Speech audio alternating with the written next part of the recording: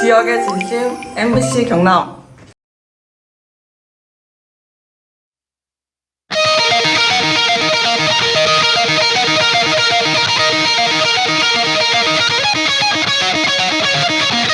안녕하십니까. 뉴스파다 이상훈입니다. 오늘 새벽 한국형 발사체 누리호의 4차 발사가 성공했습니다. 3차까지는 도전과 실패를 반복했습니다만 이번에는 단번에 성공했습니다. 누리호 발사 성공은 경남으로서는 더 특별합니다. 왜냐면요, 사천의 문을 연 우주항공청 출범 이후에 첫 발사이기도 하고요. 또 지역의 민간 기업이 주도하고 협력업체가 함께 이룬 최초의 사례이기 때문입니다. 우주로의 꿈이 현실로 다가온 것처럼 지역 소생의 꿈도 머지않아 이루어질 거라는 즐거운 상상과 함께 뉴스파다 힘차게 출발하겠습니다. 지금 시각 9시 4분 지나고 있습니다.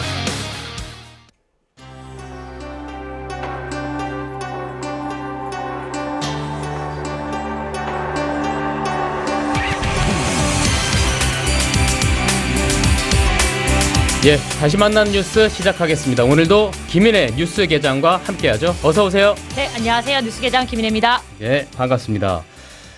반가운 얘기를 해야 됩니다만 네. 즐거운 얘기 하기에 앞서 지금 홍콩에서 너무 큰 참사가 일어나서 이 얘기를 좀 해야겠습니다. 네, 역사상 홍콩 역사상 제일 큰 규모의 화재라고 하더라고요. 예, 지금 실종자만 270명이 넘고 네. 사망자만 55명입니다. 부디 이 실종자분들이 가족 품에 무사히 귀환했으면 좀 좋겠습니다.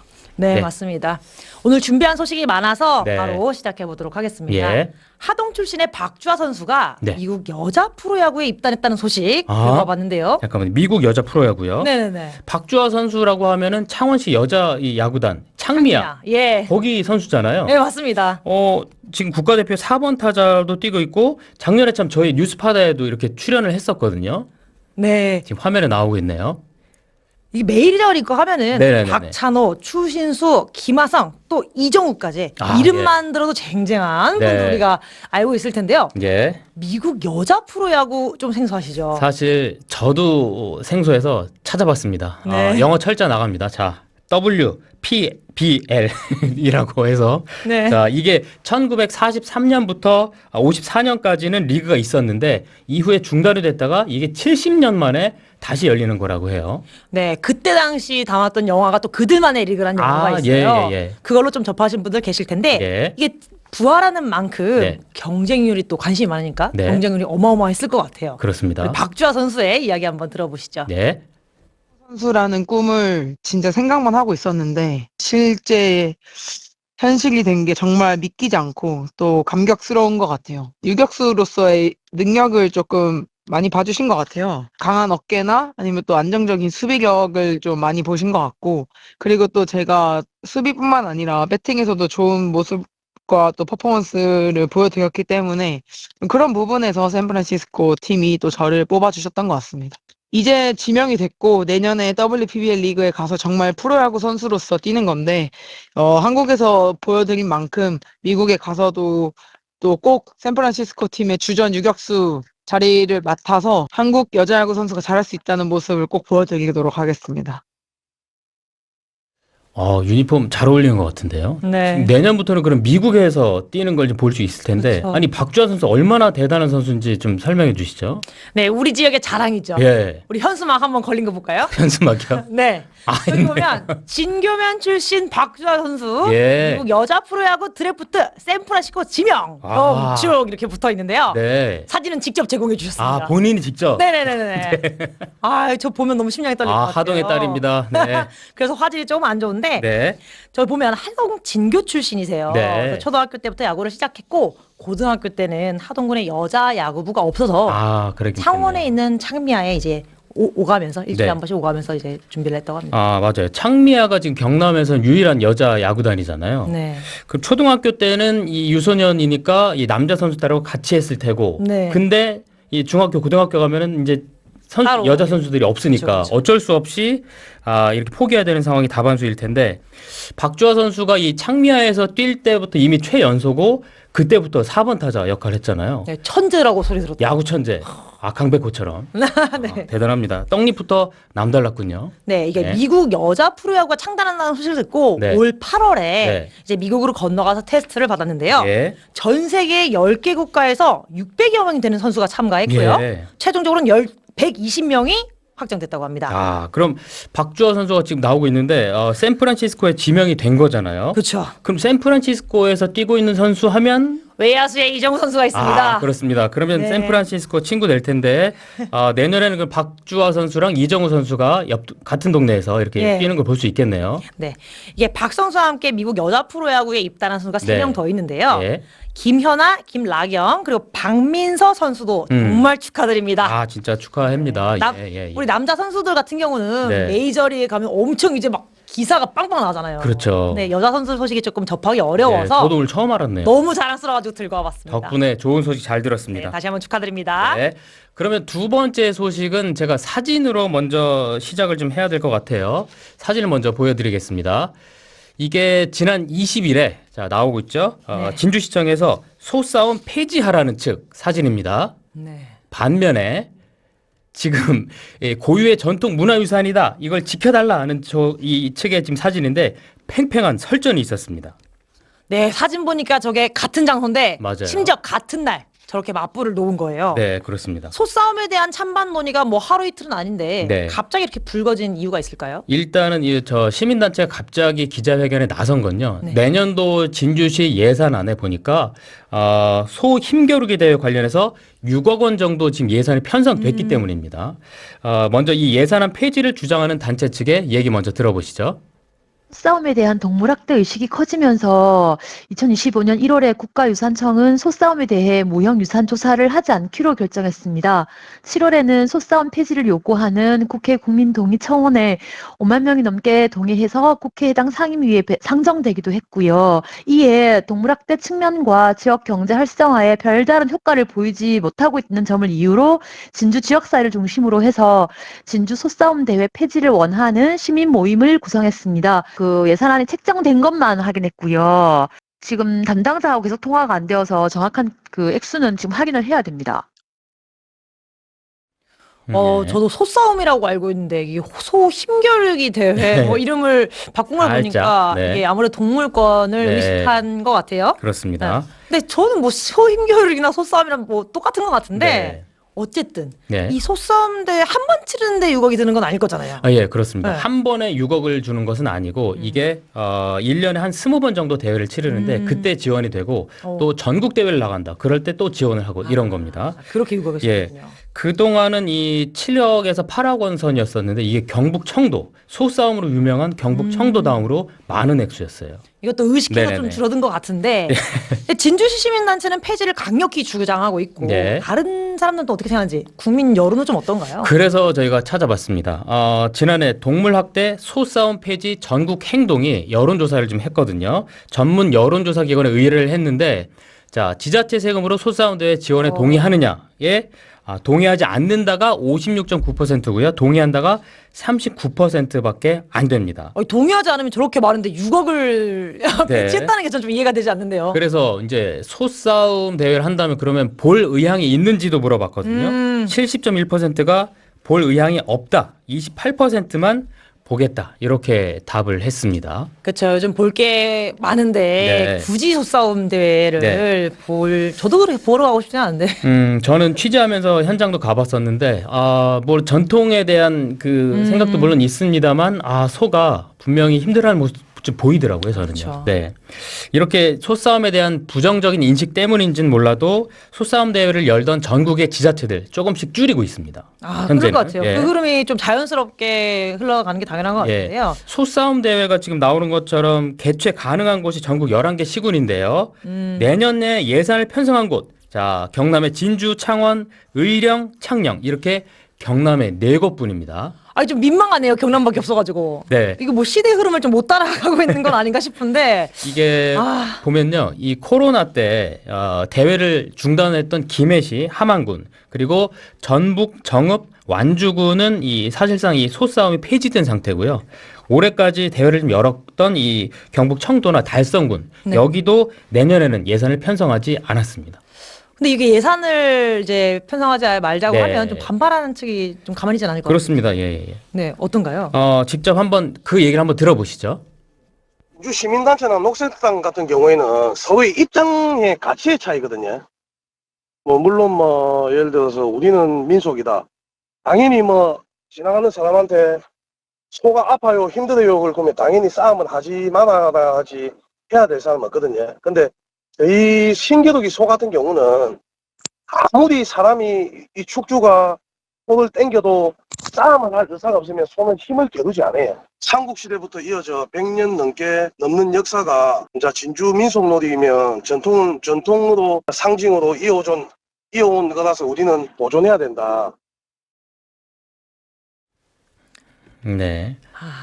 네, 들으면 정말 팽팽한데 네. 이거 진주시가 좀 입장을 내야 될 것 같은데요.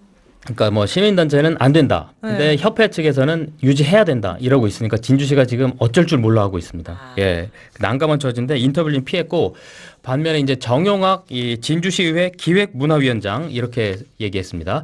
양측 아직 예산에 관해서 결정된 게 없다. 입장이 상반되기 때문에 시민들의 의견을 좀 더 많이 들어보고 나서 논의를 해봐야 한다. 이렇게 밝혔습니다. 저 진행부분이 네네네. 있는데 진주가 좀 이러지도 못하고 저러지도 못하고 네. 입장을 잘 못 내는 것 같아요. 네. 근데 찾아보니까 예. 다음 달 15일에 진주시 의회에서 내년도 예산 심의가 있다고 15일에요? 하는데요. 네. 어떤 결정이 나올지 정말 궁금합니다. 그렇습니다. 자, 오늘은 김인혜 계장과 함께한 다시 만난 뉴스 여기서 인사를 좀 드려야겠네요. 네. 오늘 말씀 고맙습니다. 네, 수고하셨습니다. 渡航先韓国滞在予定期間365日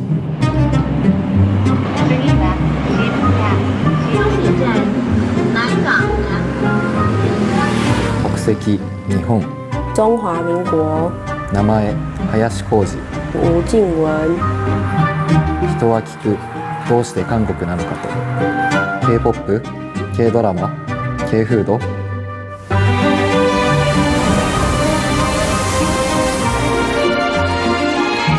それぞれの目標を持って韓国にワーホリで訪れる人の数は1年でおよそ9000人そしてついに僕もその中の一人になった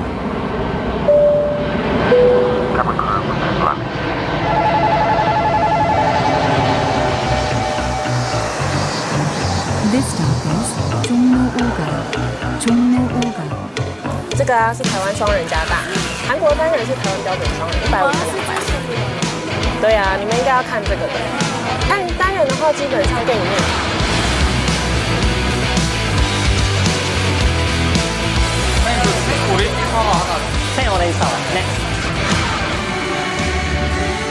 面对全新的开始与陌生世界的相遇，恐惧总是最先涌上心头。因为我依旧无法确定，在接下来的一年会为我带来什么样的改变。但我想1年之后，如果有人问我30岁之前做过最正确的决定是什么，一定是来韩国打工度假。为什么呢？答案其实很简单，我真心的喜欢韩国。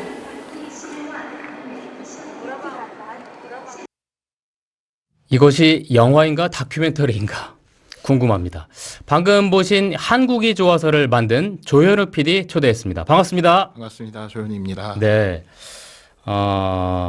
일단 저거 다큐멘터리입니까?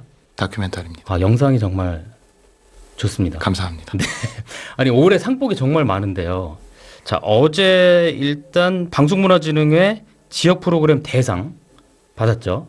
그 전에는 한국 방송대상, 한국 PD대상, 이 엄마의 말뚝이라는 작품 하나로 상을 3개나 대상만 받았어요. 그리고 마침 어제 또 발표가 난 게 한국 기독 언론대상도 또 수상한다고요. 대상만 그랜드슬램으로 쭉 이렇게 이어오시네요. 소감이 어떻습니까? 뭐 저 개인의 어떤 성취가 아니라 사실 네. 출연하신 그 군사망사고 유가족 분들이나 네. 군인권 활동가 분들이 그만큼 오랫동안 고생하셨기 때문에 네. 그분들에게 보내는 격려나 감사라고 생각을 하고요. 예. 또 다큐가 조금 더 알려져서 이분들이 실질적으로 변화해야 한다고 목소리 내시는 지점들이 많이 바뀌었으면 좋겠다는 네. 바람을 가지고 있습니다. 상금은 얼마나 되나요? 누적. 그거는 따로 제가 녹화 끝나고 말씀드릴게요. 알겠습니다. 예. 이제 재테크도 하시면 될 것 같다는 생각도 들고요. 잠깐만요. 네. 조현우 PD의 신작, 자, 한국이 좋아서 소개를 하고 있습니다. 그러면 제목이 일단 한국이 좋아서예요. 일단 제목은 왜 이렇게 정한 걸까요? 궁금해서. 한국이 싫어서라는 소설 혹시 그렇습니다. 예. 10년 전에 이 장강명 작가의 한국이 싫어서가 베스트셀러에 등극되면서 네. 이 한국을 떠나는 워킹홀리데이를 이제 해외로 떠나는 이제 청년들의 문제를 많이들 알게 되셨는데 네. 한국이 좋아서는 이 한국이 싫어서를 180도 비튼 다큐멘터리입니다. 예. 그러니까 지난 10년 동안 한국으로 워킹홀리데이를 오는 외국인들도 많이 늘었고요. 예. 또 시기적으로 지금 한국에 대한 관심이 굉장히 높기 때문에 예. 그 역동을 좀 가볍고 재밌게 담아보고 싶다. 그래서 기획하게 됐습니다. 제목도 그렇고 내용도 그럼 그런 내용이 들어갔겠네요. 맞습니다. 네. 그럼 작년엔가 또 영화로도 한국이 싫어서 그렇죠. 있었잖아요. 네네. 그걸 약간 비튼? 맞습니다. 네. 그럼 반대 내용들이 쭉 나오는 건가요? 그렇죠. 한국이 좋아서는 이제 네. 해외로 떠났던 한국 청년들의 좀 슬프고 우울한 자화상이 이제 감상 포인트였다면 예. 이제 한국으로 진정한 자신을 찾기 위해서 오는 외국인들 네. 이게 이제 한국이 좋아서의 감상 포인트가 될 수 있겠습니다. 예. 저희 때만 해도 워킹홀리데이가 좀 이렇게 로망이기도 하고 가서 일도 배우면서 살짝 영어 공부도 하고 막 이런 것들이 있었잖아요. 그러면 조현우 PD도 혹시 다녀왔습니까? 저는 워킹홀리데이는 다녀오지 못했습니다. 그래요? 네. 상상으로만 지금 만든. 제 친구가 최근에 네. 올해 초에 이제 제가 올해 한국 나이로 35살인데 예.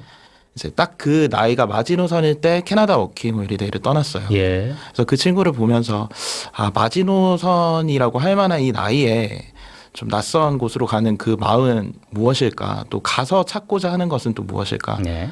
이런 것들이 좀 궁금해져서 또 K-팝 데몬 헌터스 굉장히 올해 예. 바람이 불었지 않습니까? 네. 그래서 시기적으로 좀 적절한 기획이 되지 않았나 생각합니다. 그럼 이게 올해 초부터 촬영을 시작한 건가요?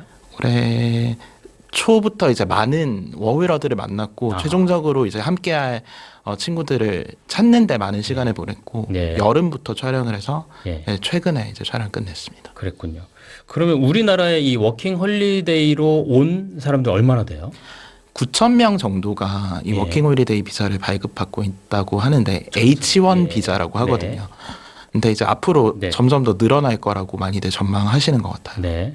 이게 이제 영상 보신 분들은 저거 뭐지 하면서 궁금해하시고 많이 보고 싶어 하실 것 같은데 여기 나오는 4명에 대해서 좀 설명해 주시죠. 소개를 해 주시죠. 알겠습니다. 다큐가 총 4개 파트로 구성이 되는데요. 이제 한 개 파트당 한 명씩 이제 네. 나와서 이제 화면으로 보이실 텐데요. 네, 지금 나오고 있네요. 이제 첫 번째 파트에 나오는 이 일본인 하야시 코우지 씨. 네. 어린 나이에 광고회사에 입사했지만 예. 본인이 꿈꾸던 삶이 아닌 것 같아서 과감히 퇴사를 하고 네. 스스로를 좀 찾기 위해서 한국행을 결심하게 됐다고 합니다. 예. 그래서 뭐 한강 러닝이나 또 최근에는 이제 저희 진주 지역으로 와서 예. 진주 지역에서 이제 살고 있는 다른 일본인과 만나서 지역에 대한 이야기를 좀 나누기도 했고요. 네. 그리고 두 번째 이제 파트는 대만인 황흠아 씨가 이제 담당을 하는데요. 여성분이시네요. 맞습니다. 네. 이제 예술학교에서 그 대만 전통악기를 이제 전공을 하셨다고 해요. 근데 리사이트를 열 만큼 유망했지만 미래에 대한 어떤 불안정성 이런 것들 때문에 좀 스스로 휴식기도 가지고자 한국으로 와서 이제 미래를 좀 고민하고 있다고 합니다. 어떤 일을 하고 있어요? 지금 광장시장에서 이불 팔고 있습니다. 재밌습니다. 네. 그래서 그런 것들이 감상 포인트가 될 거고 지금 보시는 이제 오카모토 타츠키 씨 일본인 같네요. 오랫동안 단역 배우 생활을 하셨는데 코로나 시절 이제 배역을 잃으면서 한창 좌절하고 있을 때 한국 드라마를 만났다고 합니다. 그래서 이제는 한국과 일본을 잇는 가교가 되고 싶다 이런 소회를 밝히기도 했고요. 이제 마지막 파트는 대반인 오정문 씨가 맡았습니다. 예. 이 친구도 광장시장에서 이불을 팔고 네. 있었는데 예. 그 광장시장에 관한 어떤 릴스, 인스타그램 릴스를 올리면서 되게 유명해졌어요. 아, 그래요? 네. 대만인이 오히려. 맞습니다. 예. 지금은 워킹홀리데이를 끝내고 예. 대만으로 귀국한 상태고 아, 예. 저희가 그 귀국길까지 밀착 팔로우했습니다. 지금 뭐 광장시장 얘기도 하셨습니다만, 기왕이면 이 경남에서 뭐 우리 지역에서 워킹 홀리데이를 했으면 어땠을까라는 생각도 드는데 어떻습니까? 사실 첫 기획 의도가 지역에서도 거주하고 있는 워홀러를 좀 찾자 이런 것들이 사실 기획 의도였는데 예. 저희가 100명 정도의 사람을 후보군에 놓고 야. 이렇게 추려봤는데도 예.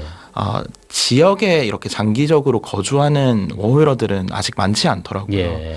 그래서 이번 이 다큐가 방송 미디어 통신위원회의 예. 그 파일럿 프로그램으로 제작 지원을 받았는데 네. 이제 운 좋게 내년에 정규 편성이 된다면 예. 이 지역 워홀러들도 꼭 함께하고 싶은 생각이 있습니다. 그러면 여기 한국에서 그럼 이렇게 워킹 홀리데이 해 보니까 시간 이제 1년 정도 지난 거잖아요. 어떻대요? 한국 사니까 좋더라. 아무래도 로망으로만 이렇게 가득 차 있을 때랑은 또 단점도 많이 발견하게 되고 예. 근데 그게 진짜 한국을 알아가는 과정이잖아요. 예.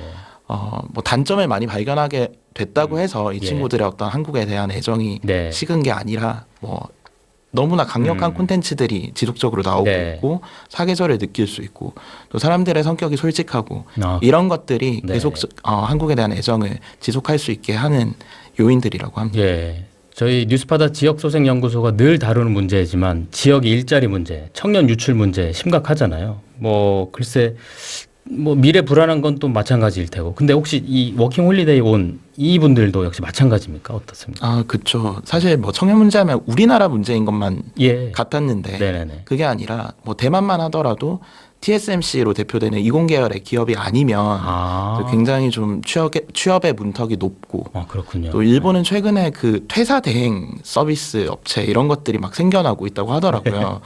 그만큼 이 젊은이들이 자아 실현과 현실적인 문제에서 고민을 많이 하는 것 같은데 그런 지점에서 우리 청년 문제와 굉장히 흡사한 지점들이 있구나 발견하게 되는 프로젝트이기도 했습니다. 그래요.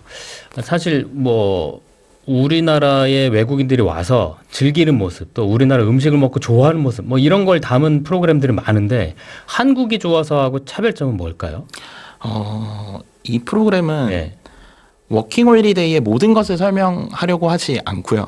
또 워킹 홀리데이에 대한 정보를 많이 주지도 않습니다. 하지만 이 다큐의 목적은 한국에서 살고 있는 20, 30대 외국인들을 날 것 그대로 보고 느끼게 하는 것이거든요. 그래서 그런 지점들, 그러니까 뭐 홍어 먹고 막걸리 먹고 과잉한 어떤 리액션 없어도 한국에 대한 애정과 그런 것들을 되게 일상 속에서 표현할 수 있다. 이런 것들이 저희 다큐의 장점이지 않을까 싶습니다. 그래요. 저는 하나 또 차별점이 있다고 생각하는데 대상 수상자가 만들었다. 네. 맞나요? 네. 열심히 노력했습니다. 알겠습니다. 네. 대상 수상자가 만든 K 워킹 홀리데이 다큐멘터리 한국이 좋다는 오는 30일에 오전 9시 30분에 MBC 경남 TV 그리고 100만 구독자, 101만 구독자가 있는 지금 MK타카를 통해서 보실 수가 있습니다. 많은 시청 바라겠고요. 조현우 PD 제가 꼭 챙겨보겠습니다. 한국이 좋다가 아니라 한국이 좋아서입니다. 네, 한국이 좋아서. 예, 다시 한번 말씀드립니다. 한국이 좋아서 꼭 시청 부탁드리겠습니다. 오늘 말씀 고맙습니다. 고맙습니다. 음식에서 그 단백질은 계급을 상징하는 거였거든요. 고기가 비싸고 곱창 이렇게 부산물은 싸니까 ホールっていうのは捨てるっていう意味なんですけど、ホールものっていうことでホルモンってなったっていうふうに本当にきれいに洗ってそれを食べることで自分たちが生き延びてこられた。 이거는 피다, 창자다. 처음에는 뭐 소 잡는 거 보고 막 기절할 듯이 했는데 사자나 뭐 이런 기구들이 사냥을 하면 내장을 제일 먼저 분석합니다. 내장만이 가지고 있는 특유의 식감이랑 육향이 있거든요. 醍醐味はもう一気に流し込んで焼くっていうホルモン焼きの醍醐味やったような気がします。 맛있는 것도 어쩔 수 없어요.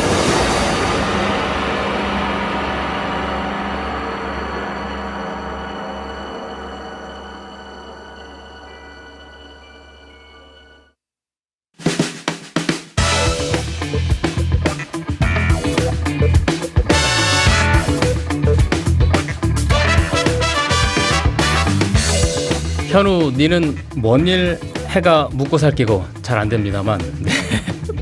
네. 야, 자, 청년 용접 노동자죠. 천현우 작가가 쓴 이 셋밥 일지의 첫 문장입니다. 요즘에 이 질문을 청년들이나 아니면 구직자들에게 했을 때 조선소에 가겠다고 답하는 사람이 몇 명이나 될까요? 이 우리나라 국가 경제를 견인할 시너지로 평가받는 이 조선업이 왜 구직자들에게 외면을 받는 직장이 됐는지 오늘 자세히 알아보겠습니다. 천현우 작가와 얘기 나눠보죠. 어서 오십시오. 예, 반갑습니다. 천현우라고 합니다. 네. 오랜만에 뵙습니다. 네, 그 1년 전에는 저는 아니었고 예. 그때 출연하신 적 있어요. 오랜만에 출연하니까 좀 어떠세요? 참 오랜만에 출연하니까 예. 그때보다 좀 더 책임감이 좀 무거워진 것 같아요. 예. 아무래도 조선소에서 일하고 온 경험들을 이제 보따리를 네네네. 풀어야 되는 거다 보니까 예. 좀 긴장이 되네요. 아니 이 셋밥 일지가 뭐 대통령이 추천한 책이기도 하지만 그 전에 이미 많이 팔리면서 인기를 끌고 있었잖아요. 네. 그거 느끼셨죠? 그 당시에도. 네. 그냥 대통령님이 이제 어쨌든 간에 글을 이렇게 딱 띄웠을 때 네. 이거 꽤 이제 커지겠는 건 일이. 네. 요즘에 그 후로 이제 조선소 일도 그렇지만 여러 가지 일도 하시면서 글도 쓰면서 바쁘게 좀 보내셨는데 글 쓰는 거 네. 또 몸으로 직접 일을 하는 거 네네. 많이 하셨잖아요. 근데 네. 요즘 근황은 좀 어떻습니까? 예, 요즘 근황은 조선소를 제가 관둔 지 이제 한 3주째 되고 있고요. 최근에? 네네. 예. 최근에 관뒀고, 네. 근데 관두자마자 이게 논쟁이 좀 커져가지고 논쟁 예. 한복판에 좀 헤엄치고 있고, 예. 그래서 글을 쓰고 있는데, 네, 저는 어쨌든 용접공경 작가고, 네. 한겨레 요즘 조선소, 조선일보, 세상땜지를 연재하고 있는 예. 천현우 작가라고 합니다. 예. 저는 뭐 요즘 조선소는을 쭉 다 읽었는데 글 쓰시는 걸 보고 안 볼 수가 없겠구나. 왜 반응을 하는지 좀 알겠더라고요. 예. 아까 말씀하신 그 논쟁 때문에 힘들었다 그러셨잖아요. 네네. 그 얘기를 좀 해봐야겠습니다. 자, 그 천현우 작가가 SNS에 남긴 글인데요. 잠깐 보시겠습니다. 자, 저 부분에서 쿠팡을 불지옥처럼 묘사하는 분들이 종종 있습니다. 하지만 쿠팡은 중소기업 평균보다 좋은 일자리가 많습니다. 이 문장을 좀 썼는데요. 저는 이제 이것 때문에 비판을 좀 많이 받았잖아요. 지금 비판을 하신 분 글이 나오고 있습니다. 자, 조선일보 지면에선 조선일보가 좋아하는 말 하고 한겨레 지면에서 한겨레가 좋아하는 말 하는 분들, 이런 분들 때문에 이렇게 산업 불지옥이 되는 것이다. 이렇게 아주 강렬하게 비판을 좀 했는데 저는 저 글을 보고 어떤 생각이 들었냐면 이건 맥락상 우리 중소기업들이 현장이 그만큼 임금도 열악하고 노동 현장이 많이 열악해서 그것보다는 차라리 여기가 낫다는 이 비교 대상 자체로만 언급한 것 같은데 예. 어떻습니까? 맞아요? 저 글 이전에는 저는 쿠팡을 쓰지 않거든요. 예. 그리고 쿠팡으로 예를 들어가지고 배송해서 오는 모든 선물들을 거절합니다. 기본적으로. 예. 왜냐하면 제가 쿠팡 센터에서 불이 나가지고 노동자가 사망했다고 했었을 때 너무 화가 나가지고 쿠팡 이 앱을 그때부터 지웠어요. 로켓와우 같은 거 싹 다 해지하고. 근데 새벽 배송이 없어졌으면 좋겠다 나도. 새벽 일을 해본 사람인데 너무 그냥 괴롭더라. 작가님도 해보셨네요. 새벽 일을. 새벽 배송을 해본 적은 없으나 없고. 새벽 일을 하면 어느 정도 이게 일치하는 것들이 있잖아요. 그렇죠. 그래가지고 새벽 배송이 없어졌으면 좋겠다. 그리고 새벽 배송을 옹호하면서 내가 그러니까 새벽 배송을 옹호할 수 있고 뭐 비판할 수도 있는데 내가 그 새벽 배송을 하는 노동자들을 치워두고 시스템상 이게 어떨 거냐라고 냉소적으로 얘기하는 게 마음에 들지 않는다라고 해서 이제 그 보수적인 분들이 많이 오셔서 처음에 공격을 하셨어요. 그리고 이 페이지로 다시 와서 이제 진보적인 분들이 비판을 하셨는데 그러네요. 이분 같은 경우도 양쪽에서 욕 먹는 거 보면서 이야기가 커지겠구만. 네, 그래가지고 뭐 할 말을 잘 준비해서 크기를 키워보자라고 했고 그 일환으로 지금 얘가 여기 있습니다. 아니 이 사람은 또 매체를 가리지 않는다. 또 이런 그 표현까지도 있었는데 이에 대해서도 할 말이 좀 있으시죠?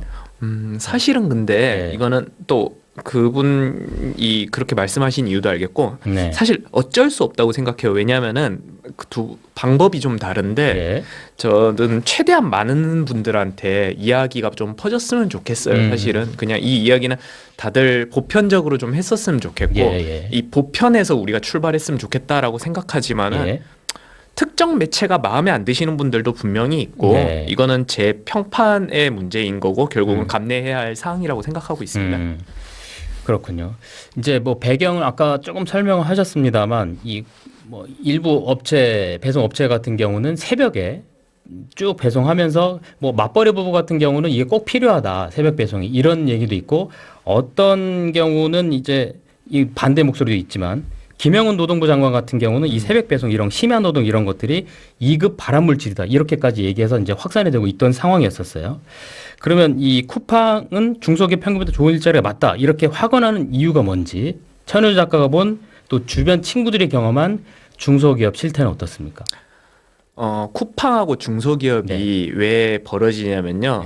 임금만 보자면 거의 비슷합니다. 사실은 둘 다 최저임금을 주니까 쿠팡 물류센터 기준입니다. 이건 새벽 배송 물류하고는 좀 상관이 없어요. 다른 레이어로 말씀을 드릴게요. 어디서 이렇게 차이가 벌어지냐면 세세한 것들이 다 차이가 나니까 커지는 상황인데요. 예를 들어서 몇 가지만 예시를 들어볼게요. 너무 많아가지고 통근버스가 있느냐 없느냐. 일단 이걸 얘기해야 돼요. 지방은 특히나 또 교통이 없죠. 훨씬 불편하니까 이게 여부가 엄청 커지거든요. 그 다음에 식사 문제. 그 중소기업 같은 경우는 식사가 잘 안 나와요. 근데 쿠팡이 굉장히 잘 나오는 편이거든요. 뭐 이런 것들 있고 임금체불. 중소기업에서 임금체불. 이번에 또 임금체불 액수가 2조 넘었다던가요.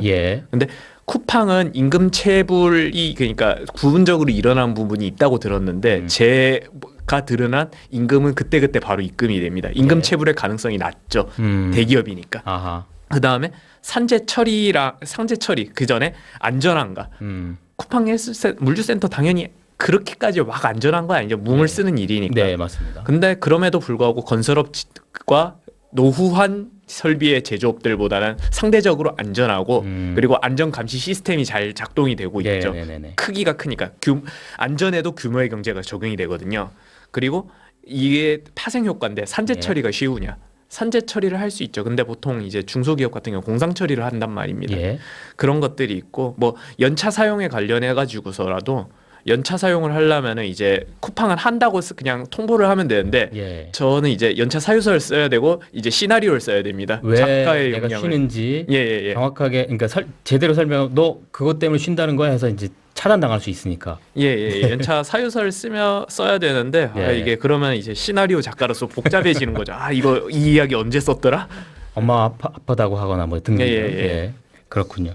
아니 그러면 쿠팡의 새벽 배송 폐지 이 부분 좀 얘기 좀 해봐야 될 것 같은데 이게 정확하게는 자정 그러니까 0시부터 새벽 5시까지를 말하잖아요.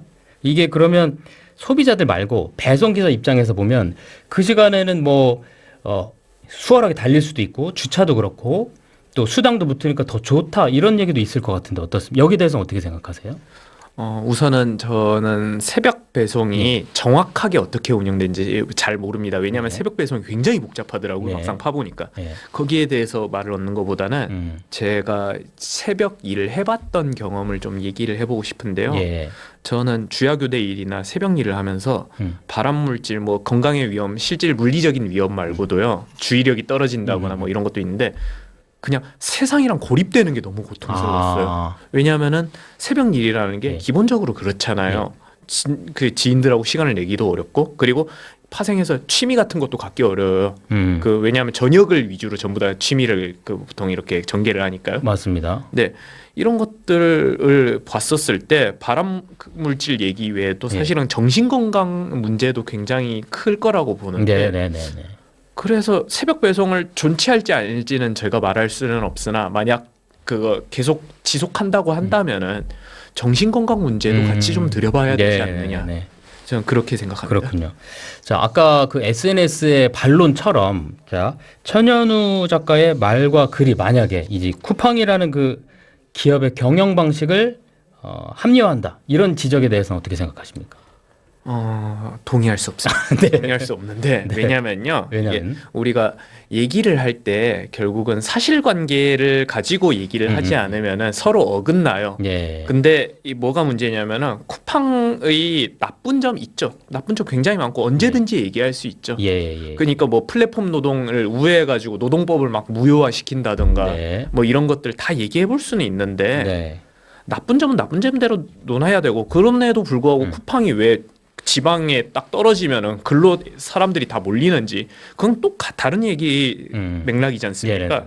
근데 나쁜 기업이라고 퉁쳐버리고 그냥 나쁜 놈이라고 너도 손가락질해 왜 동참하지 않는 거야라고 하면은 논의를 막는 거잖아요. 그냥 뭐가 남는 거죠 이러면? 그런 것들이 좀 그래서 동의할 수 없습니다 저는 이 부분. 좋습니다.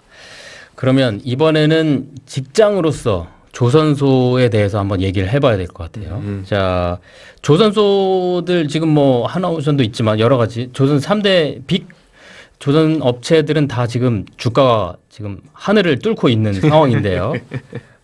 근데 왜 아무도 일하러 안 갈까? 이 질문 아마 많이 받으셨다고 하는데 중소기업 평균 대한 얘기도 했지만 왜 구직자들은 그러면 조선소를 선택하지 않는 걸까요? 사실은 이게 막 엄청나게 복잡하게 얘기할 수 있는 것도 아니고 되게 단순합니다. 임금이 15년 전하고 같아요. 오르질 않았네요. 그러니까 임금이 오르지 않습니다. 예전에 예를 들어 가지고 그 저희들이 조선소 알바를 많이 갔었어요. 저희 학비 벌러 대학생 때. 이게 어떤 거냐면은 공장 아르바이트를 동남권 남학생들은 한단 염두에 늘 두고 있거든요. 근데 우리가 이쪽으로 가봐야 뭐 월급이 한 130 된다더라, 막 140 된다는데 현아야 조선소 가면은 막 300 준다는데 2배 이상. 조선소 일하러 안 갈래? 아, 난 그제는 좀 야 조선소는 사람 일하는데 아니냐 막 이러다가 이제 2개월 뒤에 돌아오잖아요. 현우야 조선소는 사람 일하는데 오지 마라. 그 정도로 힘들구나. 그렇게 힘든 일인데 임금이 같아요. 힘들고 임금이 높으면 누가 옵니까? 너무 단순한 얘기죠. 그런 의미로 그러니까 임금은 오르지 않고 힘들고 그러기 때문에 구직자들은 조선소를 가지 않는 거다. 이 말씀이시네요. 근데 이게 사실 이번에 마스가 미국 조선업 부흥 프로젝트도 그렇고 뭐 여러 역할을 많이 했잖아요. 또 이번에 슈퍼 사이클이라고 해서 4만 명 정도 인력이 더 들어와야 조선소가 돌아갈 거다. 뭐 이런 관측도 있고 그런데 그러면 하나하나 좀 파보죠. 임금 현실에 대해서 조금 더 한번 얘기를 해주시죠. 임금 현실. 이게 임금이 그러니까 예전에는 이제 고진감래의 시기였어요. 그러니까 다들 이제 젊을 때 어릴 때 와가지고 제 선배들 보면은 진짜 막 19살 막 20살 혹은 고등학생 때 오신 분들도 있거든요. 그렇게 해가지고 30년 넘게 일하신 분들 엄청 많아요. 조선소는 그러니까 그 어릴 때 그렇게 해가지고 막 주변 머리 키우고 힘든 일 당하고 막 온갖 일 다 당하면서 크면서 그 임금을 같이 보장해주는 구조였단 말이에요. 근데 이게 2015년 이후 거의 와해된 것 같아요. 물론 아직도 많이 받는 분 있어요. 그 정규직만 많이 받는 건 아닌데 그럼에도 불구하고 이게 원래는 약속이었다면은 약속이 아니고 부분적 약속이 되어버렸죠. 부분적 약속? 그래서 받을 사람들은 더 받아갈 수 있기는 한데 예전에는 그냥 어쨌든 간에 숙련이 쌓이면은 임금이 같이 올라가는 구조였다면 이거는 아니고 이제 매우 잘해야만 받을 수 있다라는 것. 그렇기 때문에 불확실성이 굉장히 커졌다는 것. 그게 지금의 조선소의 임금 현실인 것 같아요. 지금도 그런 기성금 체제로 계속 가는 거죠? 하청 업체들은? 네, 그렇기 때문에 이제 막 유치한 부재장처럼 이제 경력이 높음에도 임금이 굉장히 막 최저임금에 수렴하는 그런 경우가 생기는 거죠. 아니, 제가 취재할 때도 그 급여 명세서를 보고 정말 깜짝 놀랐는데요. 그 숙련공인데도 200에서 250만 원이 그대로이더라고요. 최근에도. 지금 임금 자체가 그렇게 낮은 것도 문제인데 이게 공제 내역에 대해서도 좀 지적을 하셨잖아요. 그 말씀도 좀 해주시죠. 예를 들어 가지고 뭐 회식비 같은 경우는 사실은 뭐 회사에서 지원을 좀 해줘야 되는 부분인데 노동자들한테서 좀 각출하는 문화가 좀 있죠. 왜냐하면 조선소가 또 이렇게 회포를 풀어야 되고 같이 만나가지고 왜냐하면 좀 더 나중에 자세히 얘기하지만 조선소는 기본적으로 사람들끼리 같이 커뮤니케이션이 굉장히 잘 돼야 되는 쪽이다 보니까 회식이 있어야 되는데 그 부분을 노동자한테 좀 외주 주는 경향이 있고 그다음에 뭐 이제 우비 같은 경우 필수 장비인가 아닌가를 얘기해 볼 수 있는 것들 중에서 공제를 하는 게 있어요. 우위였거든요. 저는 장화. 우위 장화가 근데 필요한 지역이 있어요. 필요한 상황과. 근데 그걸 그냥 사비로 공제를 해버리더라고요. 그럼 본인이 제 돈으로 5만 원으로. 그런 것들 다 빠지면 그럼 얼마 안 되는데 그것마저 빠지면 더 안 될 거 아니에요. 그렇죠. 그리고 장비를 이제 분실했었을 때도 노동자가 이제 물어야 되는 그런 부분들도 좀 있고요. 아이고 참 안타깝습니다. 네. 그러면 이번에는 안전 문제를 또 짚고 넘어가야 될 것 같은데요. 얼마 전에 이 자료가 나왔는데 국내 조선소의 재해율이 전 업종 평균보다는 거의 4배 가까이 높다. 이런 보고서가 지금 나왔거든요. 직접 일해본 당사자로서 조선소의 안전 어떻습니까? 조선소가 물리적으로 일단은 굉장히 위험합니다. 사실은 물리적으로. 예, 당연하지만은 이제 막 구조물도 다 불안정하고 막 높은 데도 올라가야 되고 막 그 다 철판이잖아요. 부딪히면 중상이고 밀폐 구역 들어가야 되고 위험한 것들이 꽤 많은데 산재율이 많이 일어나죠. 그럼에도 불구하고 조선소는 어느 정도 안전을 챙기고 있어요. 어떤 식이냐면은 아까 전에 규모의 경제가 작동한다고 했잖아요. 그래가지고 다치면은 이제 다쳐가지고 막 조금만 이상이 있으면 얘기를 바로 하라고 그래요. 이게 시스템의 문제인데 산재를 묻어버릴 수 있는 것과 산재를 그냥 무조건 처리해야 되는 게 이게 결국 시스템의 차이잖아요. 시스템이 잘 돼 있고 그다음에 안전관리자들이 많이 이렇게 확충이 됐어요. 예전보다는. 예. 그리고 막 여름이 되면은 노동 시간을 좀 줄이고 그다음에 또 그 식수대 같은 것도 군데군데 배치가 돼 있어가지고 조선소가 일의 위험성에 비해서는 그럭저럭 안전한 편이라고 저는 생각을 해요. 그럼에도 불구하고 부족한 지점이 있고 메꿔 나가야죠. 그러면 임금하고 안전 문제 말고 이 조선업하고 제조업이 외면받는 이유 또 있을까요? 임금하고 안전 문제 말고. 조선소가 외면받는 거는 사실은 그게 전문가가 본질 외에는 사실은 그렇게 특이하진 않은데 조선소가 입지가 아무래도 지방이다 보니까 기본적으로 깔고 들어가는 불리함은 있죠. 네, 그렇군요. 그러면 일터로서 조선소가 좀 나아지려면 어때야 되는지 한번 이 부분도 한번 얘기를 해보죠. 자, 지금 조선업은 호황이라고 계속 얘기하고 있는데 지금 거제 같은 경우는 막 공실도 많고 좀 이런 상황이란 말이죠. 네네. 그 병광용 거제시장도 고용노동부 장관을 만나가지고 외국인 노동자 쿼터를 좀 축소해달라 이렇게 요청하기도 하고 그랬습니다. 그러면 이게 외국인 노동자들은 우리나라에 돈을 벌러 온 것보다는 돈을 받아가지고 본국에 송금하러 온 사람들이야. 쓸어오는 게 아니다. 이렇게 얘기를 하는 거잖아요. 그래서 경제복의 한계가 있다 이런 의미인데 여기에 동의하십니까? 네, 부분 동의를 하는 부분은 확실한 거는 외국인 노동자들은 당연히 임금을 안 씁니다. 그러니까 돈을 안 씁니다. 보내면 보낼수록 이익인데 필리핀에 이제 그 졸리비라는 그 패밀리 레스토랑 우리나라 맥도날드 느낌인데 그 졸리비라는 게 있대요. 근데 이 친구가 제가 담배 하나를 참으면 필리핀 형이 담배 하나를 참으면 4인 가족이 식사를 한다고 거기서 그럼 내가 왜 돈을 써야 하느냐 이런 뉘앙스로 얘기를 하더라고요. 담배 한 갑을 참으면 4인이 식사를 할 수 있어요. 맛있게. 그러면은 이제 할 말이 없는 거죠. 근데 맞습니다. 그럼에도 불구하고 외국인 노동자를 줄여야 된다는 건 이게 잘 동의가 안 되는데 외국인 노동자가 임금 캡을 만든다고 우리가 생각을 하잖아요. 근데 임금 캡이 외국인 노동자가 들어오기 전에도 사람은 이미 오지 않았습니다. 외국인 노동자 그러니까 임금을 올릴 생각이 없어요, 기업이. 그러면 기업의 임금을 뚫어야 되는 거지 외국인을 줄인다고 해가지고 뭐가 해결이 될까요? 저는 그 부분이 좀 의문스럽네요. 외국인 단순히 줄이는 것만으로 해결 안 된다. 네, 그런 말씀이셨네요. 자, 그것뿐만 아니라 내국인 숙련공 중심의 안정적인 조선업계 인력 구조 조성을 요구하기도 했는데 이것도 조금 이상적인 것 같기도 해요. 그런데 작가님 같은 이 대책 관련해서 용접이라고 한정했을 때 숙련공 그리고 도와주는 사람 하고 이렇게 1:1 매칭으로 붙여서 일하는 제도도 제안을 했는데 그럼 이게 실제로 적용되는 사업장도 있습니까? 실제로 적용이 안 되죠. 시스템으로 만들지 않았으니까요. 근데 제가 왜 이 얘기를 했었냐면은 용접은 사실은 70 노인이 하셔도 시력만 멀쩡하시면은 엄청 잘해요. 심지어 조선소 형분들은 다 날고 기는 분들이기 때문에. 하지만 물리적 한계가 생겨가지고 이제 막 용접기 같은 거 못 들고 다니거든요.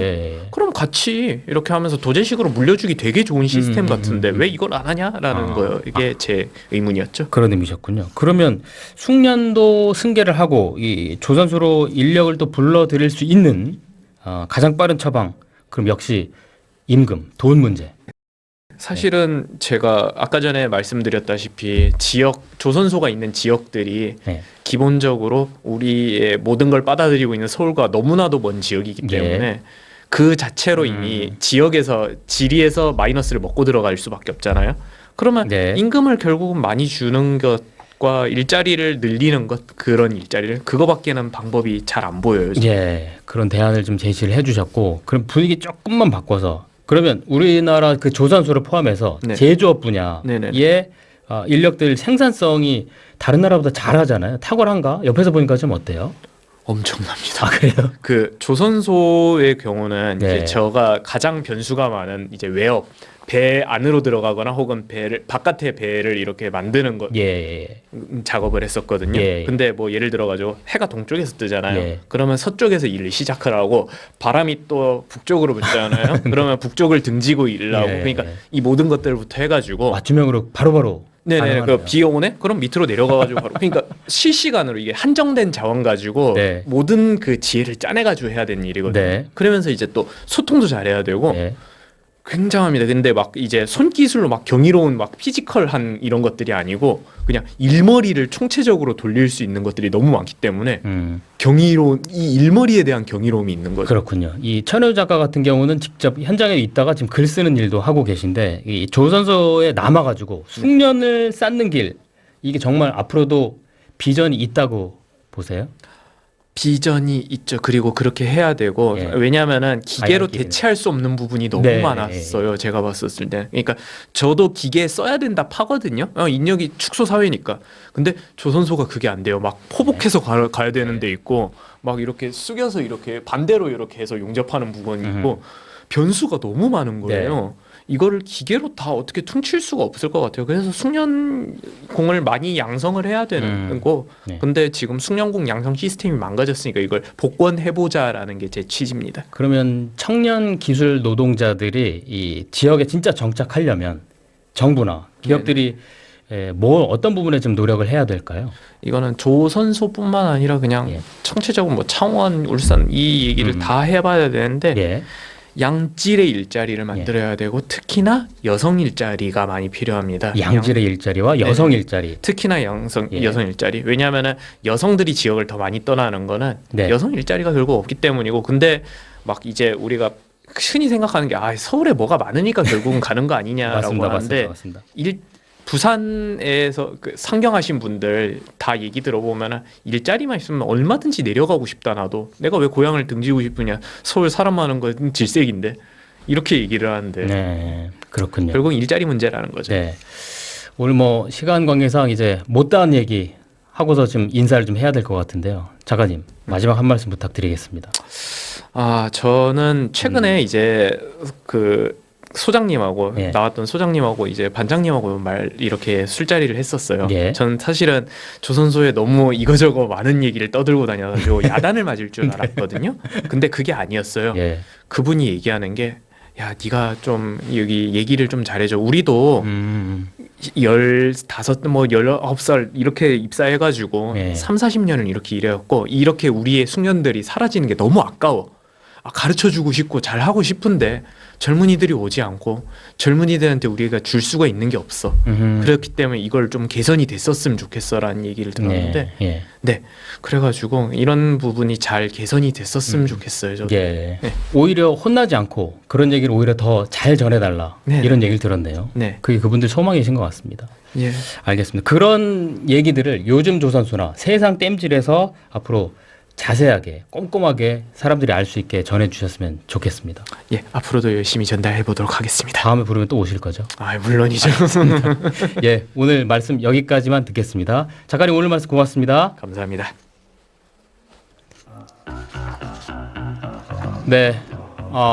선박의 교체 주기는 25년에서 30년입니다. 이 주기에 따라서 조선업이 호황 또는 불황으로 이어지죠. 이렇기 때문에 주기적으로 반복되는 대표적인 사이클 산업이 조선업입니다.